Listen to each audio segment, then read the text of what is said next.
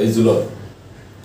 మన ప్రభువును లోకరక్షకుడైన యేసుక్రీస్తు పరిశుద్ధ నామమున మీ అందరికీ హృదయపూర్వకమైన వందనాలు తెలియజేస్తున్నాను. బాగున్నారా? దేవుని దయలో ఆయన కృపలో తిరుగుతున్నారా?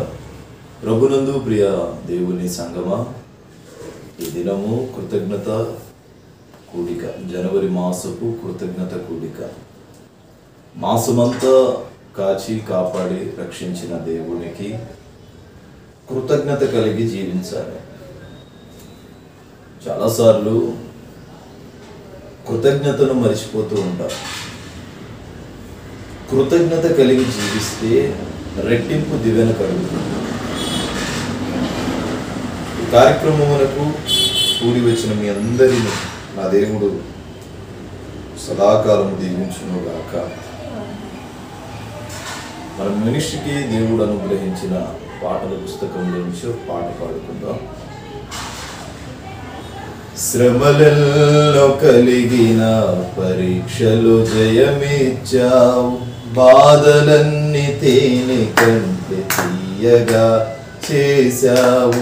శ్రమలలో కలిగిన పరీక్షలు జయమిచ్చావు, బాధలన్నీ తేనె కంటే తీయగా చేశావు. నీవాదరించగా స్థిరపడి తిని నేను, నీవాదరించగా స్థిరపడి తిని నేను. ఉదయించి తినిలో రాత్రి నాకు లేదయా, ఉదయించి తినిలో రాత్రి నాకు లేదయా. నిజముగా నమ్మదగిన దేవా, అపాయమే నాకు కలుగనీయము.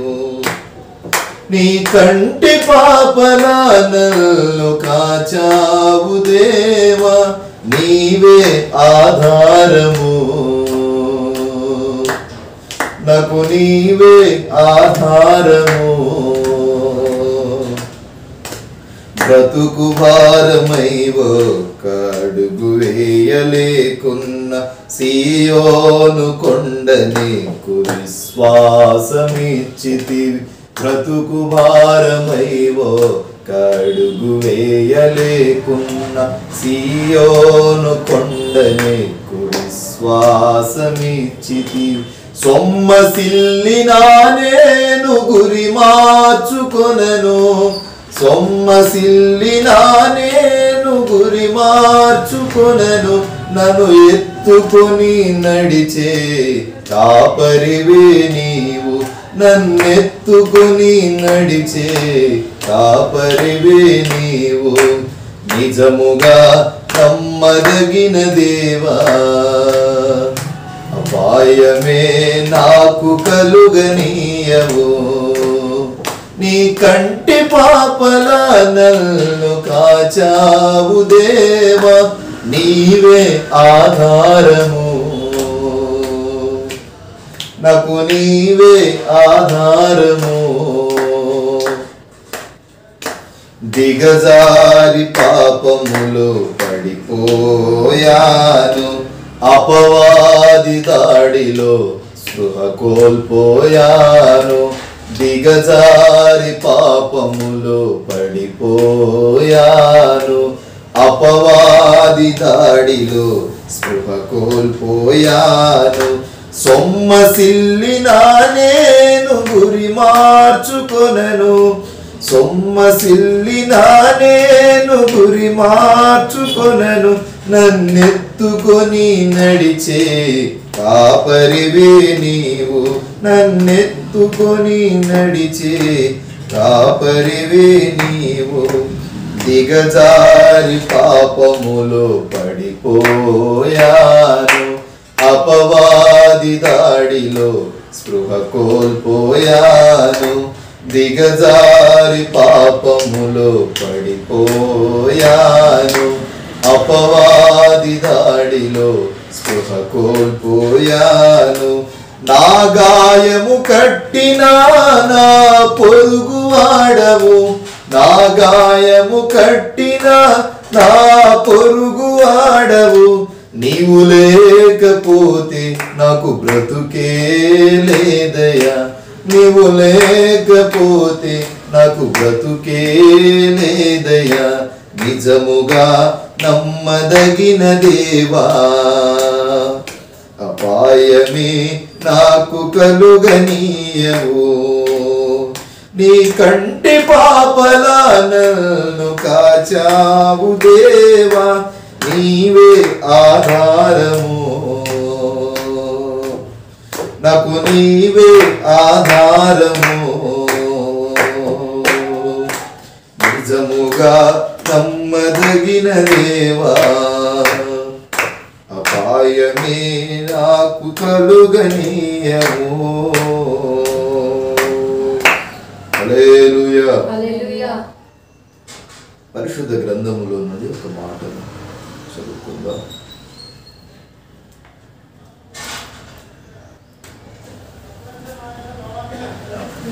రాజుల మొదటి గ్రంథం 1వ అధ్యాయం 47వ వాక్యాన్ని చదువుదాం. రాజుల మొదటి గ్రంథం 1వ అధ్యాయం 47వ వాక్యాన్ని చదువుదాం. Kings chapter 1.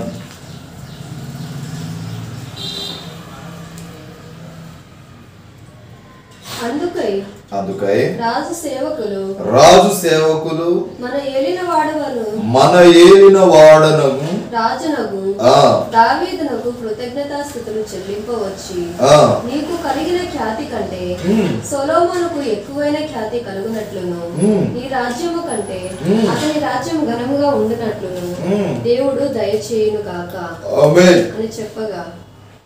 ప్రియులరా, దావీదెవరు?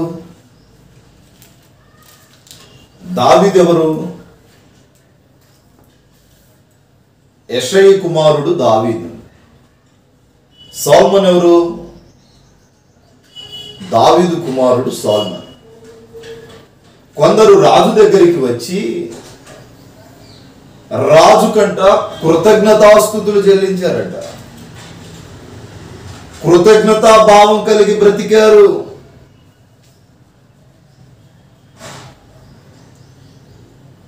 దేవుడు తనకిచ్చిన ఆ ధన్యతను పోగొట్టుకోలేదు.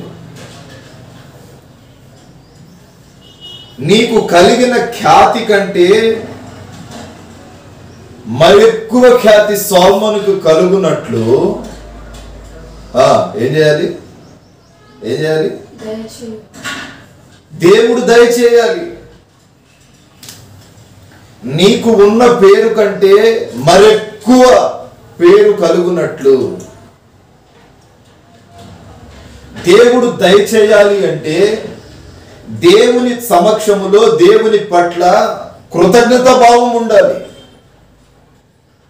కృతజ్ఞత కలిగి జీవిస్తే ఆశీర్వాదం ఉంటుంది. కృతజ్ఞత కలిగి జీవిస్తే దీవెన ఉంటుంది. కృతజ్ఞత కలిగి జీవిస్తే ఓ బలమైన విజయాన్ని పొందగలము. దేవుడు చక్కటి జీవితాన్ని ఇచ్చాడు. ఆ జీవితమును బట్టి ప్రతినిత్యము కృతజ్ఞతగా ప్రార్థన చేయాలి. దేవుడు మంచి బిడలనిచ్చాడని మురిసిపోవట కాదు, కానీ ఇచ్చిన బిడల కొరకు ప్రతినిత్యము దేవుని సన్నిధిలో కృతజ్ఞతాస్తుతులు చెల్లించాలి. యేసు ప్రభు ఏటీఎం మిషన్ కాదు.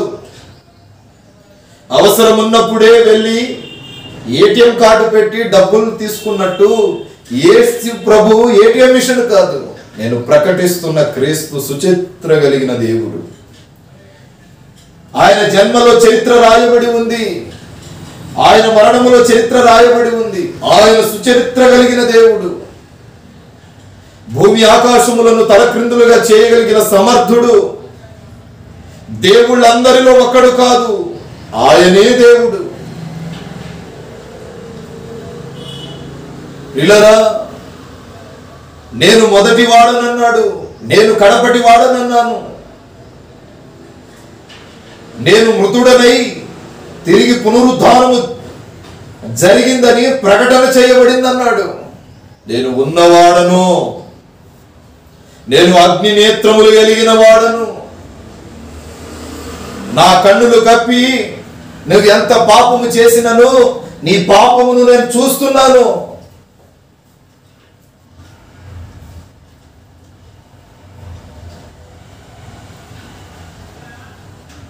ఇప్పుడు ఎప్పుడో మరణించవలసిన మనము బ్రతికున్నాం. ఉదాహరణకి నేనే గత వారంలో మరణించవలసిన సమయం. నా జీవితాంతము గత వారం జరిగిన సంఘటన చెప్పుకుంటూ పోయినా తరగదది. అంత పెద్ద కీడు నుండి దేవుడు నన్ను నడిపించాడు, విడిపించాడు, బ్రతికించాడు. నేను ఖాళీగా కూర్చుంటే ధ్యానిస్తూ ఉంటాను. ఏంటి ప్రభువుకు నా పట్ల ఉన్న ఆ దైవ సంకల్పం? ఎందుకు నన్నింతగా ప్రేమించితివి యేసయ్యా, నీకెందుకు పనికిరాని పాత్రను నేనయ్యా, నన్ను విసిరేయక సారెపై ముంచితివి, కనికర స్వరూపుడా ఆలోచన కర్తవు, నీ కొరకే చేసుకుంటివి నిన్ను ప్రకటించే పాత్రగా, నన్ను నీ కొరకే చేసుకుంటివి నిన్ను ప్రకటించే పాత్రగా, ఇది నీవిచ్చిన జీవితం నీ పాదాలకే అంకితం,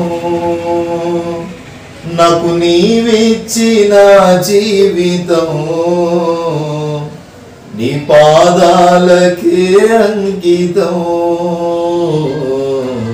నీ కృపచేతనే నన్ను బ్రతికించితివి యేసయ్యా. ఎవరు బ్రతికించారు? కరోనా లాంటి ఒక మహత్తరమైన శ్రమలలో నుండి దేవుడు నిన్ను బ్రతికించాడు. నీ కళ్ళ ముందు ఎన్నో అగ్నిగోళాలు జరుగుతున్నప్పుడు, భయంకరమైన శోధన సంభవించినప్పుడు దేవుడే బ్రతికించాడు. దేవుడు తప్ప వేరొక ఏ నరాలు కలిగిన నరుడు కూడా నిన్ను కాపాడలేడు. నీ వంటి నరాలు కలిగిన నరుడు నిన్ను బ్రతికించలేడు. ఆయన బ్రతికించాడు. ఆయన బ్రతికించాడు కనుక ఆయన సన్నిధిలో కృతజ్ఞత భావం ఉండాలి. ఈనాడు చాలా మంది కృతజ్ఞతను మర్చిపోతారు. చాలా మంది కృతజ్ఞతను మర్చిపోతారు. కొన్నిసార్లు మర్చిపోయి గాడి తప్పేస్తాం. పిల్లరా, కరోనాలో మా నాన్నకి కోవిడ్ వచ్చింది.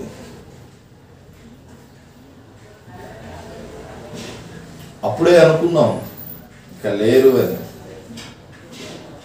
ఎక్కడికి బయట డాక్టర్లకు కూడా ఏం చూపించలా, ప్రభు సన్నిధిలో ప్రార్థన చేస్తున్నాం అంతే. అప్పుడే అనిపించింది ఎందుకో మమ్మల్ని ఎంతగా ప్రేమించారు. మనల్ని దేవుడు విసిరేస్తే విసిరేయకుండా కూడా విసిరేయవచ్చు. మనం చేసిన మనం దాచుకున్న అతిక్రమములను బట్టి. మనుషులైతే విసిరేస్తాడు, కానీ దేవుడు తీసుకొచ్చి కుమ్మరివాడు కుండను తెచ్చి సారెపై ఉంచినట్టు నేను ప్రకటిస్తున్న క్రీస్తు నిన్ను తీసుకొచ్చి తన ఒడిలో పెట్టుకొని ఒక కుండగా మరలా పునర్నిర్మాణం చేస్తాడు.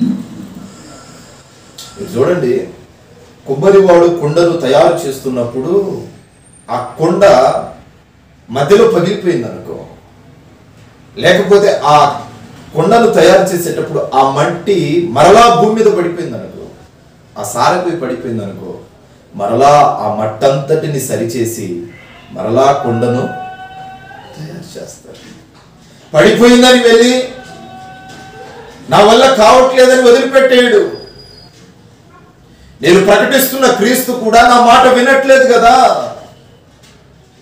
వీడి బ్రతుకుల్లో ఎంత మేలు చేసినా ఉపయోగం ఏంటి, వీడిని బ్రతికించిన ఉపయోగం ఏంటి అని విడిచిపెట్టడండి. కుమ్మరివాడు ఆ కుండను చక్కగా తీర్చిదిద్దేంత వరకు నిద్రపోడు. నేను ప్రకటిస్తున్న యేసు నీవు బ్రతికి బట్ట కట్టి ఆయన పాదాల దగ్గరకు వచ్చేంత వరకు నిన్ను విడిచిపెట్టడు. నన్ను విసిరేయక సారెపై ఉంచితివి, కనికర స్వరూపుడా ఆలోచన కర్తవు. ఒకానొక రోజు నీ విజయము వెనుక దాగి ఉన్న బాధ బయటకు వచ్చినప్పుడు నీవే అంటావు, నీ కొరకే చేసుకుంటివి నేను ప్రకటించే పాత్రగా.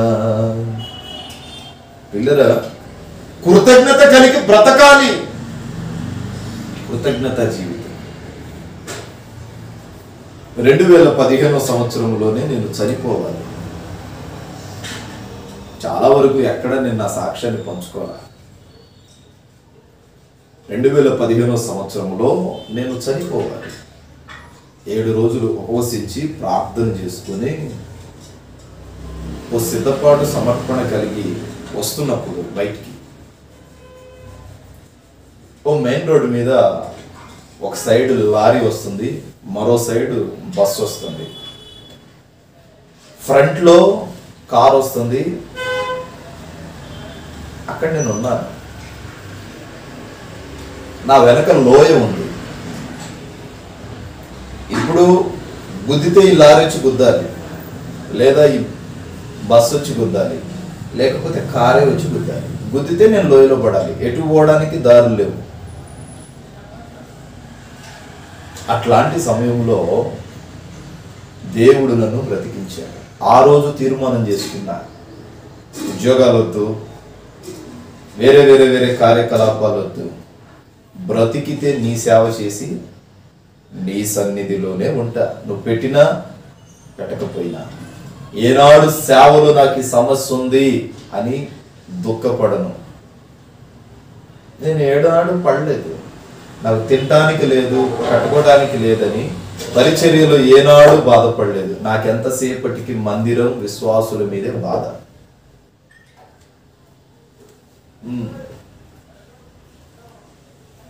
సమయాన్ని పోగొట్టుకొని విశ్వాసుల్ని దేవుని మందిరంలో సమకూర్చలేకపోతున్నాను. ఒక్కడనైనా మార్చలేకపోతున్నాను. ఒక్క రోజుకి ఒక్కడైనా మార్చలేకపోతున్నానేమోనని బాధ. సుదీర్ఘ ప్రయాణాలు చేస్తా నేను.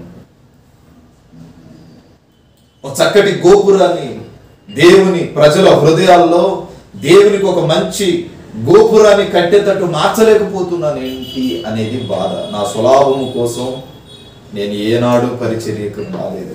ఎవరి దగ్గరికి వెళ్ళి ఒక రూపాయి చాపే స్థితి దేవుడు నాకు ఇవ్వలా. నేను తిన్నానా తినలేదా, వస్త్రాలు వేసుకున్నానా లేదా, బ్రతుకుతున్నానా లేదా అన్న బాధ నాకు లేదు. నాకున్న బాధ అంతా ఒకటే.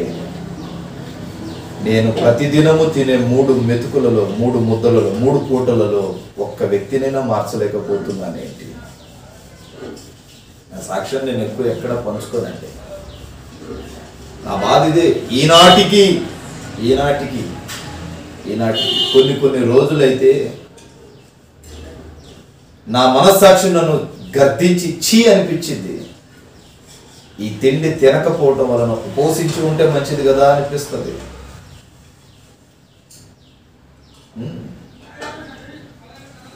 రోజుకి 3 పూట్లు దేవుడు నాకు భోజనం పెడుతుంటే, పోషిస్తుంటే, ఒక్క వ్యక్తినైనా దేవుని దగ్గరికి నడిపించలేని దౌర్భాగ్యపు స్థితిలో ఉన్నానేంటి.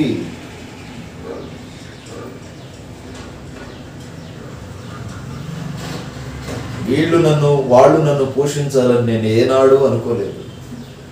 నేను అడుగు పెట్టు ప్రదేశంలో నా దేవుడే ఆ ప్రజలతో మాట్లాడతాడు,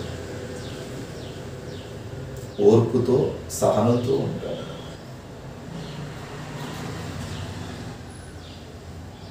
ఎందుకంటే పిలిచిన వాడు నమ్మదగిన వాడు. ఆ దినమే నేను చనిపోయి ఉంటే ఈ బ్రతుకు విలువ ఉండేది కాదు కదా. ఏం చేసేవాడిని? అందుకే ఆయన పెట్టిన ప్రాణ భిక్షకు ఆయన కొరకు బ్రతుకుతున్నా.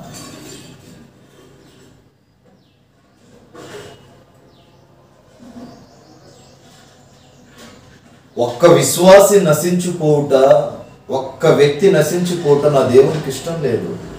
అలాగునే ఒక్క దినము కూడా ఒక్క వ్యక్తిని రక్షింపకుండా, సువార్త ప్రకటించకుండా ఆ దినము భోజనము చేయుట నాకు ఎక్కువ శాతం ఇష్టం ఉండదు. అందుకే ఉదయం మధ్యాహ్నం తినాల్సిన భోజనాలు ఒక్కొక్కసారి రాత్రులు తింటాను. చాలా మంది ఆరోగ్యం పాడైద్ది అంటారు. ఆ రోజే పోవాల్సిన వాడిని ఈ రోజు వరకు బ్రతికించాడు, ముందెన్న రోజుల్లో బ్రతికిస్తాడు.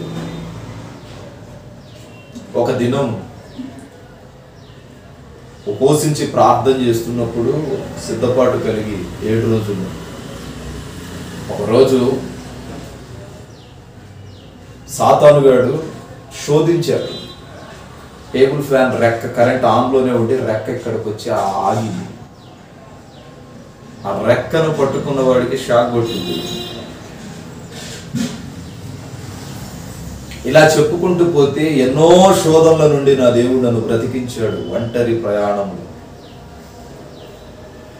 కష్టమైనను, బాధైనను, ఇబ్బంది అయినను, అవమానమైనను, ఈ సేవలో ఏమి లేకపోయినను నడుస్తున్నాను. చాలా మంది అంటారు, మీకు విసుగు రావట్లేదా అని. విసుగు రాదు కదా, నా కొరకు బ్రతకట్లేదు, దేవుని కొరకు బ్రతుకుతున్నా.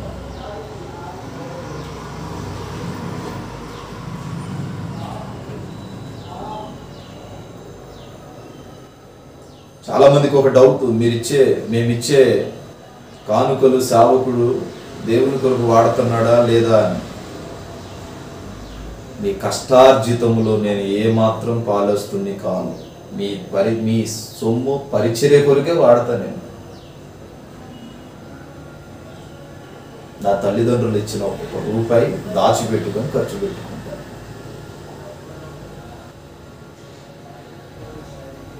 పరిచర్య డబ్బులు పొరపాటున రూపాయి తీసుకుంటే 4 రూపాయలు పెడతాను. ఒక నమ్మకమైన సేవ చేయాలి, ఈ యాత్ర ముగించాలన్నదే నా ఆశ. దేవుని సన్నిధిలో కృతజ్ఞత కలిగి మనం బ్రతకాలి. ఆయన నన్ను బ్రతికించాడు, మరణము నుండి బ్రతికించాడు కనుక కృతజ్ఞత భావంతో పరిచర్య చేస్తున్నాను. ఎన్నో శోధనలు, సమస్యలు నాకు వచ్చాయి, కానీ కృతజ్ఞత కలిగి ఉన్నా. కృతజ్ఞతను పోగొట్టుకుంటే, మరచిపోతే ఆ బ్రతుకు వ్యర్థం. ఆ బ్రతుకు వ్యర్థం. నువ్వు ఒకరికి ఆపదలో ఉన్నప్పుడు సహాయం చేస్తావు. ఆ తదుపరి కొన్ని దినాలకు అతని స్థాయి హెచ్చించబడుతుంది. అప్పుడు నీకు అవసరత ఉన్నప్పుడు నువ్వు వెళ్ళి అడిగినప్పుడు ఆ వ్యక్తి కృతజ్ఞత భావం చూపించకుండా నిన్ను త్రోసివేస్తే అతడు మృతుడు. నీవు అవసరాల్లో ఉన్నప్పుడు ఆదుకోలేని వాడు మృతుడు. వేరొక వ్యక్తి అవసరాల్లో ఉన్నప్పుడు నీవు ఆదుకోకపోతే నీవే మృతుడు. చనిపోయిన దానితో సమానం అది.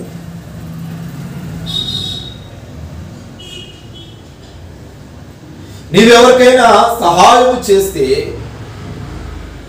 అతడు నీ పట్ల కృతజ్ఞత భావంగా బ్రతకాలి. నేను ప్రకటిస్తున్న యేసు క్రీస్తు ప్రభువు కలువరి సిలువలో నీ కొరకు ప్రాణత్యాగం అనే త్యాగాన్ని చేశాడు. ఇప్పుడు నువ్వు కృతజ్ఞతగా బ్రతకాలి. ఏమాత్రం అహంకారం, ఏమాత్రం గర్వం, ఏమాత్రం కోపం, ఏమాత్రం క్రోధం, ఏమాత్రం ధనాశ, ఏమాత్రం లోక చింతలు, ఏమాత్రం లోకాశలు ఏమి నీలో రాకూడదు. ఎందుకో తెలుసా? త్యాగం చేశాడు కాబట్టి కృతజ్ఞత కలిగి బ్రతకాలి. నేను చెప్పట్ల, వాక్యం చెప్తుంది. అందులో ఈ కృతజ్ఞత లేదు అంటే మనం ఎంత భక్తి చేసినా వ్యర్థమే. దావీదు అదే అంటున్నాడు, నీ సన్నిధిలో నేను క్షేమంగా ఉన్నానంటే ప్రతినిత్యము నీవు నన్ను దీవిస్తున్న కొలది నీ సన్నిధిలో కృతజ్ఞతా భావముతో ఉన్నాను. రాజుల మొదటి గ్రంథం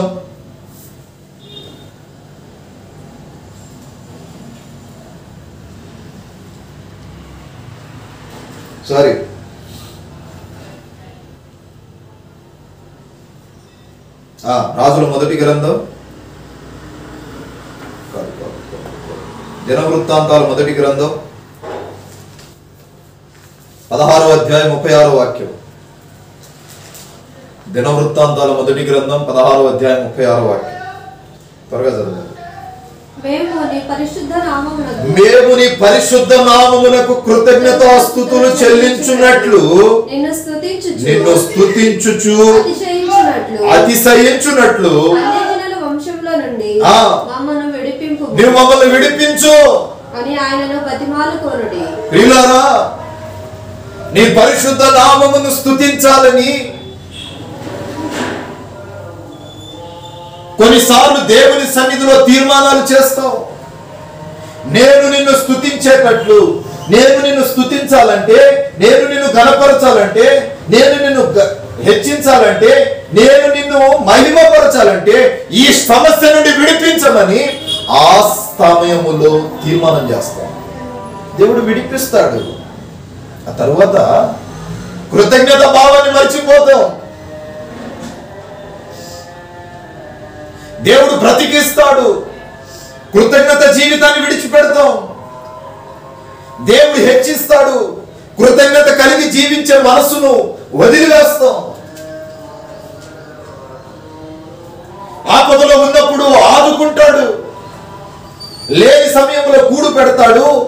శత్రువు చేతికి చిక్కకుండా కాపాడుతాడు. మరణ కోరలను నిన్ను తాకకుండా బ్రతికిస్తాడు.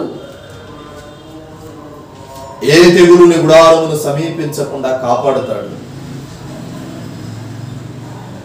కొద్ది రోజుల తర్వాత ఆ కృతజ్ఞత జీవితాన్ని మర్చిపోతాం. ఎంతమంది బడా బడా నాయకులు ఈ నెలలో ఈ లోకాన్ని విడిచి వెళ్ళలేదు? ఎంతమంది మరణించలేదు? ఎంతమంది హాస్పిటల్కి బ్రతుకులైపోయారు? హాస్పిటల్ బెడ్ మీద ఉన్నారు. ఎంతమంది శోధనను కలిగి జీవిస్తున్నారు. అయినా క్షేమముగా నీ ఇంటిలో నీవు 3 పూట్ల భోజనము చేస్తున్నావంటే ఇది దేవుని కృప కాదా? ప్రతినిత్యము నీ పనుల నిమిత్తము వెళ్ళి తిరిగి క్షేమంగా ఇంటికి వస్తున్నావంటే ఇది దేవుని కృప కాదా? ఆరోగ్యవంతుడిగా ఉన్నావంటే ఇది దేవుని కృప కాదా? అందుకే దేవుని యందు కృతజ్ఞతాస్తుతులు చెల్లించాలి. కృతజ్ఞత కలిగి జీవించాలి. అన్యులులాగా కృతజ్ఞత లేని జనాంగముగా ఉండకూడదని కదా దేవుని ఆశ. కృతజ్ఞత భావము కలిగి బ్రతకాలి. దేవుడు నాకు ఇచ్చిన ఈ జీవితాన్ని, దేవుడు నాకు ఇచ్చిన ఈ బ్రతుకును, దేవుడు నాకు ఇచ్చిన ఈ ఉద్యోగాన్ని, దేవుడు నాకు ఇచ్చిన పిల్లలను, దేవుడు నాకు ఇచ్చిన పరిచర్యను జాగ్రత్తగా నేను కాపాడుకోవాలి. దేవుడు నాకు ఇచ్చిన బాధ్యతను కాపాడాలి. ఇది కృతజ్ఞత జీవితం. నీ ఇష్టానుసారంగా నువ్వు బ్రతుకుతున్నావంటే అది దేవుని చిత్తంలో లేదు. యాజకుడి మాటను ధిక్కరిస్తున్నావంటే దేవుని సముఖంలో లేవు. అది దేవుని ప్రణాళిక కాదు. అది కృతజ్ఞత జీవితం కాదు. ప్రతి క్షణం ప్రభు ఏం చెప్తాడా అని ఆశపడేవాడే కృతజ్ఞతా బ్రతుకును సవరించేవాడు. నువ్వెంత బైబిల్ చదివినా, నువ్వెంత వాక్యము విన్నా, నువ్వెంత పాటలు పాడినా, నువ్వెంత ప్రార్థన చేసినా దేవుడు నీ హృదయమందు లేకపోతే నీ జీవితానికి అర్థం లేదు. ఆయన మొర వినడు.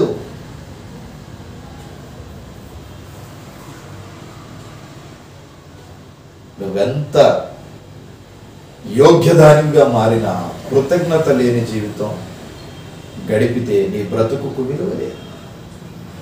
చూస్తారా, లేవియా కాండం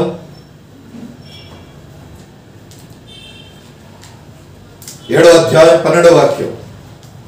వాడు కృతజ్ఞత అర్పణముగా దానిని అర్పించినప్పుడు తన కృతజ్ఞత అర్పణ రూపమైన బలిగా నూనెతో కలిసినవి వంగనివని పిండి వంటలను నూనె. తర్వాత చదువుకోండి. ఇంకా ఈనాడు చాలా మంది పులిసిన పిండిని హృదయంలో చేర్చుకుంటున్నారు. నా దేవుడు పొంగని రొట్టెల పండగ కావాలంటున్నాడు.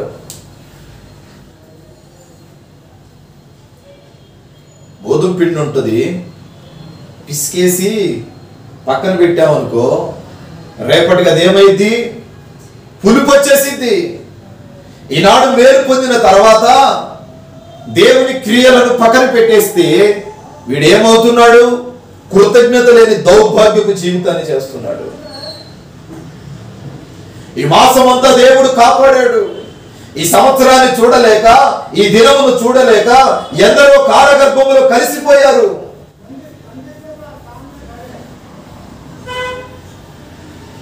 ఇంకో విషయం తెలుసా? నా సీక్రెట్. క్రైస్తవులు సీక్రెట్లు చెప్పుకోకూడదని బైబిల్ చెప్తుంది, కానీ చెప్తున్నా. ఎక్కడికక్కడ నీ ప్రాణ స్నేహితుడు అయినను సీక్రెట్ చెప్పకుంటది. ఎంత ప్రియమైన భార్య ఉండినను సీక్రెట్ చెప్పొద్దంటది. ఏ సమయానికి ఎవరు చిక్కత్తి ఎక్కడ పెడతారా అని.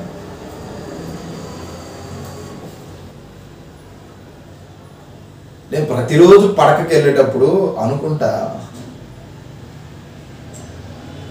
రేపు ఉంటానో ఉండను, రేపు ఉంటానో ఉండను అనుకొని ప్రార్థన చేసుకుంటూ మరుసటి దినమును నాకు పొడిగించమని ప్రభు సన్నిధిలో ప్రార్థన చేసి మరి చేస్తున్నారా?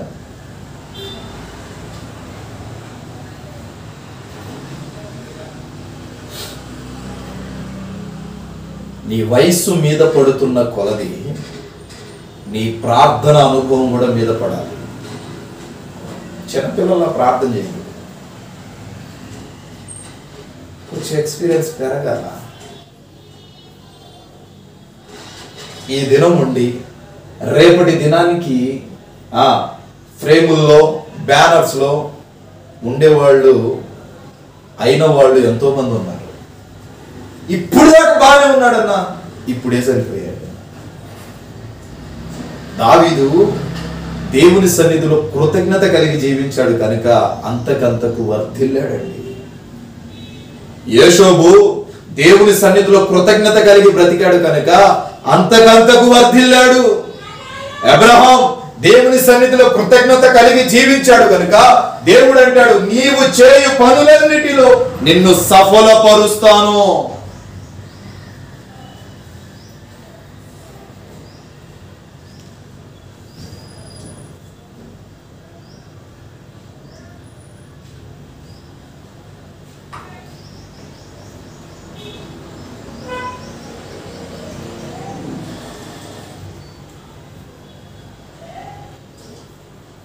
అదే మొదటి దినవృత్తాంతాలు 29:13 అంటాడు, మా దేవా మేము నీకు కృతజ్ఞతాస్తుతులు చెల్లించుచున్నాము, ప్రభావమును నీ నామమును కొనియాడుచున్నాం. మరి ఇది ఉందా నీలో?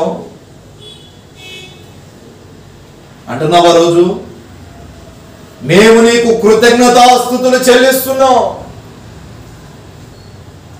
కృతజ్ఞత భావము కలిగి బ్రతుకుతున్నావా?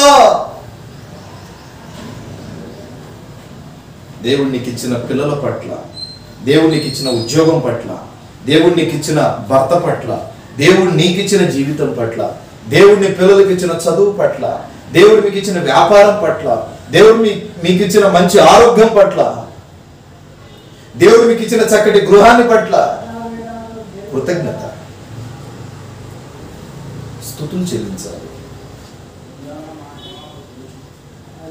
ఏముండవు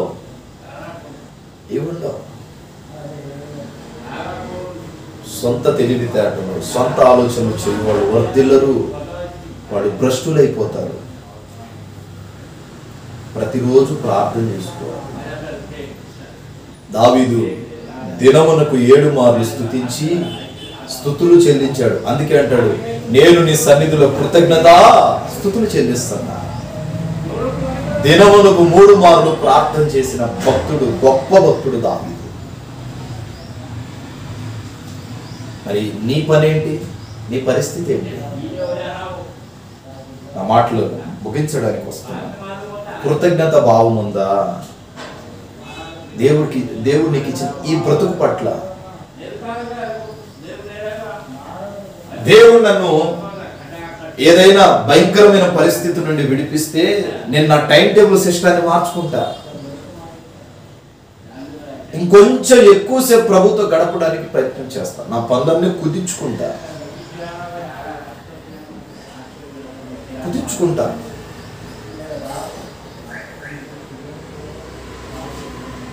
నా దేవునికి ప్రయారిటీ ఎక్కువ ఇస్తాను.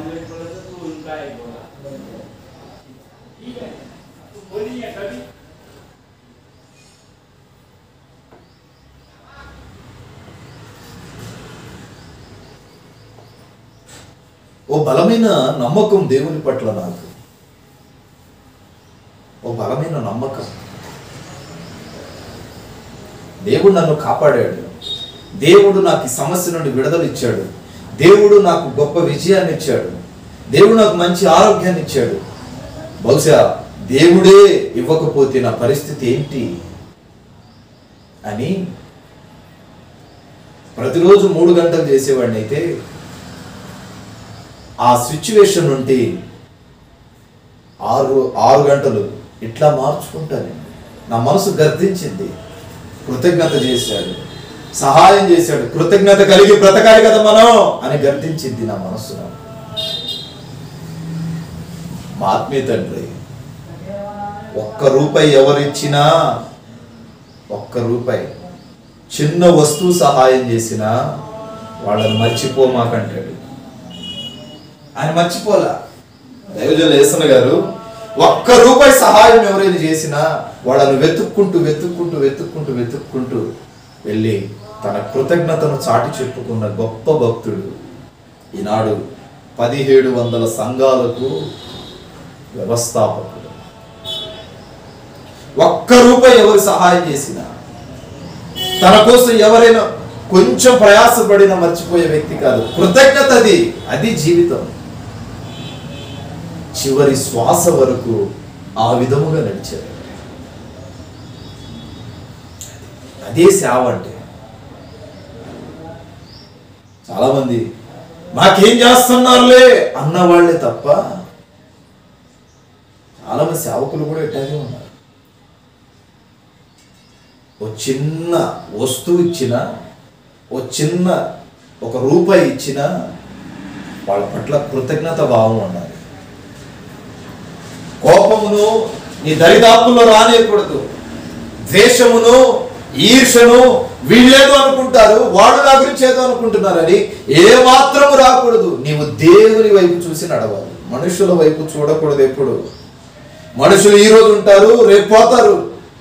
కానీ నేను ప్రకటిస్తున్న క్రీస్తు తరతరములకు సజీవుడు. మనుషుల వైపు చూడకూడదు.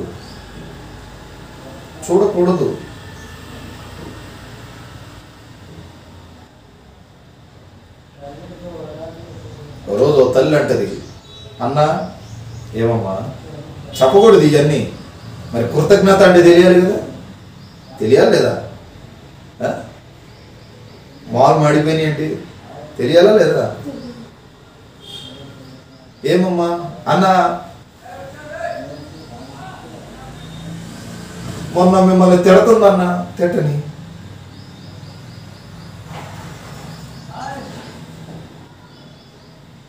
దేనికి తిడుతుందో ఇవన్నీ అవసరం లేదు. ఇంకా ఈ తప్పెందుకు చేసావమ్మా అంటే, ఇట్లాంటివి మళ్ళీ చేయమాకమ్మా అంటే, మందిరానికి రావడం మానేసి ఇక పాస్టర్ మీద నేరారోపణ. సరే తిట్టిందని నేను మెరకుండా కూర్చున్నాను అనుకో, తప్పుడు నేనే కదా. వెళ్ళి మరలా పరామర్శించాను. మళ్ళీ పరామర్శిస్తే అప్పుడు కన్నీళ్ళు ఏడ్చుకుంటూ వచ్చి నన్ను క్షమించండి అని మందిరానికి వస్తుంది. ఇప్పుడు ఆమె తిడుతుందని ఈమె వచ్చి నాకు చెప్పినప్పుడు నా మనసు కఠినమైనప్పుడు, కఠినమైపోయి ఉంటే నేను ఒక గొర్రెను పోగొట్టుకునేవాడిని కదా. ఇట్లాంటి వాళ్ళు సంఘంలో ఉంటారు.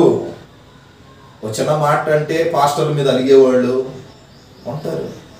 అయినా యాజకుడు ముమ్మార్లు మిమ్మల్ని ప్రేమించి మీ ఇంటికి వస్తున్నాడంటే మిమ్మల్ని బట్టి కానే కాదు, అది దేవునిని బట్టి, దేవుడు ఇచ్చిన గొప్ప కృపను బట్టి. మేము సేవలోకి వచ్చినప్పుడే అన్ని విడిచొస్తాం, సిగ్గు కూడా విడిచొస్తాం. సిగ్గు చిన్నప్పుడు వదిలేస్తారంటారు కదా, సిగ్గు కూడా వదిలి వచ్చేస్తాం. మీరు ఎన్ని మాటలు అన్నా పలుమార్లు, ప్రతి సేవకుడు పలుమార్లు మీ యోగక్షేమాల కొరకు మీరు అనుకుంటారు, కాని కోసం వచ్చాడు, తిండి కోసం వచ్చాడు అనుకుంటారు. పలుమార్లు వస్తున్నాము అంటే కారణం ఏంటంటే అది దేవునిని బట్టి, మిమ్మల్ని బట్టి కాదు. ఇట్లాంటి క్యారెక్టర్లను నా లైఫ్లో తగిలాయి ఎక్కడక్కడ. అన్నం పెట్టేసి నేను ఆ ప్రాంతంలో వాళ్ళ పాస్టర్ గారి మీటింగ్ చూసి నన్ను తీసుకెళ్ళి ఇక్కడ తింటారులే అని తీసుకెళ్ళి ఒక ముద్ద అన్నం పెట్టేసి, నేను కొంచెం ఇల్లు దాటేసరికి తిట్టుకున్న వాళ్ళు ఉన్నారు. ఒకరోజు తల్లి అన్నం పెట్టిన తర్వాత తిని వెళ్ళాను. పొరపాటున మొబైల్ మర్చిపోయాను. తిరిగి వచ్చేసరికి అసలు బ్రతుకు బండారం బయటపడ్డది. వచ్చి తలుపు దగ్గర నిలబడ్డా. ఏమో లోపల క్లాసుల మీద క్లాసులు జడుతుంది. అంతలో వాళ్ళ అబ్బాయి చూసి అమ్మ అన్న వచ్చాడు అంది. వచ్చి చూసేసరికి నేను. ఇంకా ఆమెకి తలెత్తుకోవడానికి మనసు రావట్లా. నేనేమో పెట్టమన్నానా? నేనేమో అడిగానా? నీ ఇంటికి వస్తానన్నానా? లేదు కదా. ఏంటన్నా? నా ఫోన్ అమ్మా. ఒకటే మాట.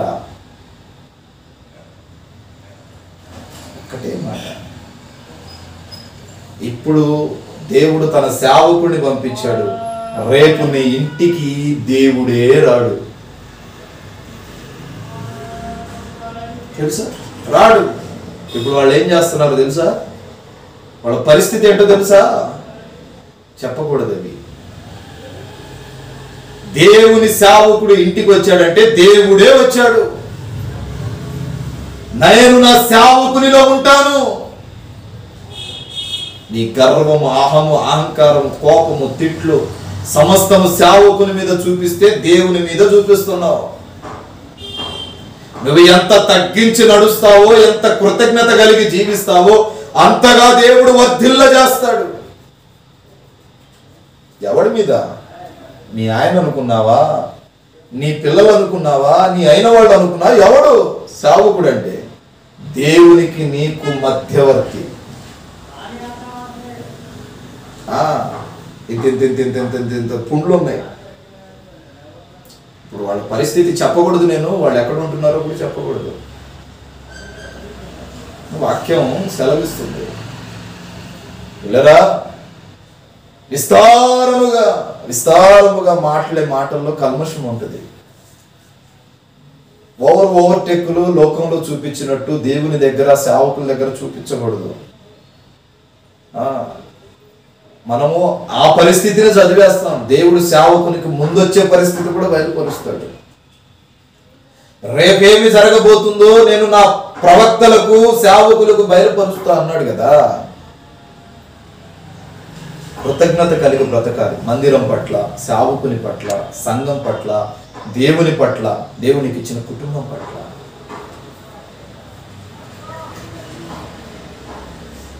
అయిన వాళ్ళని, పుట్టిన గడ్డను, సమస్తాన్ని వదిలిపెట్టుకొని మీ మధ్య సేవ చేస్తున్నామంటే మీరు బాగుండాలని ప్రతినిత్యం ప్రార్థిస్తాం. ఏ సేవకుడు తన కుటుంబం కొరకు ప్రార్థన ఎక్కువ చేయడు. ప్రతినిత్యము తన బిడల కొరకు, దేవుడు తనకిచ్చిన బిడల కొరకు పానార్పణంగా కలిగిపోతాడు. ఈ నూతన సంవత్సరంలో విన్న వాక్యం విన్నట్టుగా కాదు, ఏం చెప్పారు ఇది నేను పాటించాలి అని పరిగణలో పెట్టండి. అప్పుడు నూరంతల ఫలం పొందుతాం.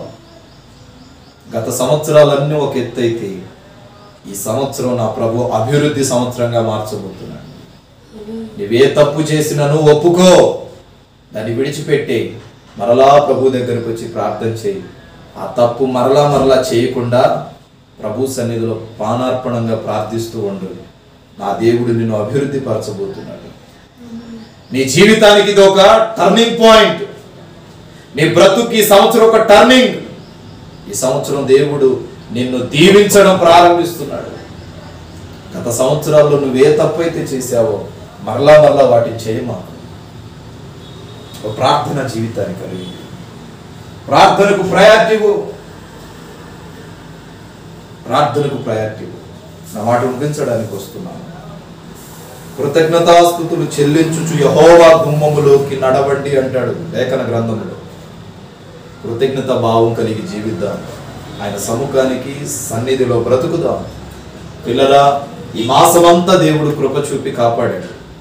మీకు తెలిసిన వాళ్ళు ఎందరో కాలగర్భంలో కలిసి మరణానికి బలైపోయారు. దేవుడు కాపాడాడు.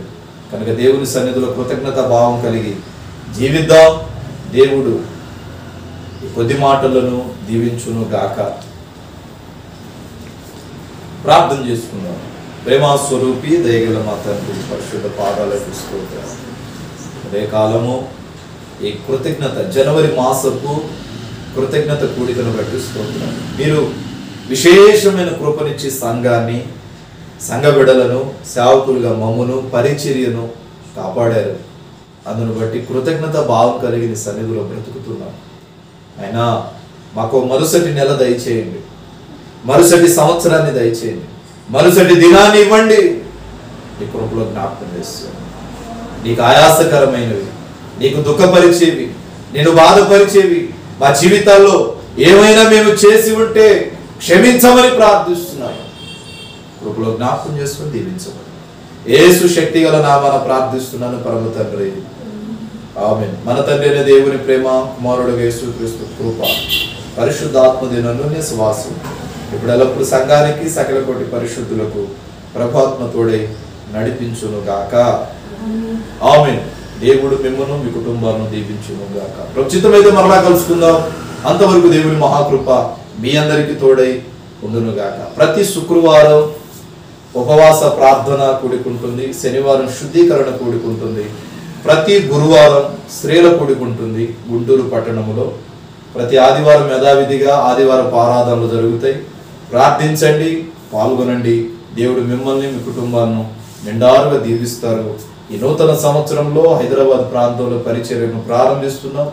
ప్రార్థన చేయండి. అవకాశం ఉన్నవాడు పాల్గొనమని ప్రభు సేవలో మీకు అందరికీ తెలియజేస్తున్నాను. ప్రతి మంగళవారం స్వస్థత ప్రార్థన ఉంటుంది. ప్రతి సోమవారం కుటుంబ ఆశీర్వాదపు కూడుకుంటుంది.